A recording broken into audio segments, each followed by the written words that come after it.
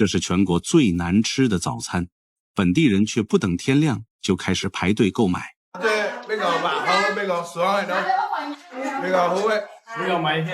说它难吃，并不是味道不好，而是做起来十分困难。食材极简，只需要大米和清水，制作工序却格外繁杂。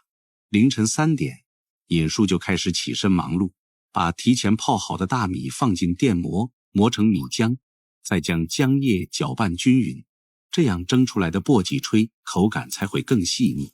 反复操作，磨够25斤方能达到1天的用量。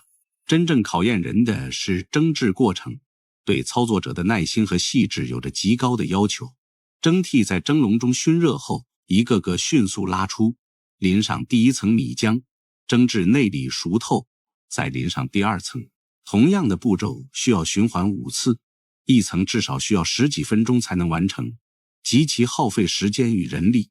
蒸熟后的簸箕炊要迅速抽出晾凉，这样才能保证滑嫩软弹的口感。将簸箕炊切成菱形小块，食用起来更加方便。撒上芝麻、香油，最后再加入它的灵魂，搭档蒜子水。洗辣的时刻可以额外加一勺辣酱，淡淡的竹香包裹着纯粹的米香，清爽解腻，越吃越上瘾。正是这样最简单的食材，造就出了粤西人心中最经典的味道。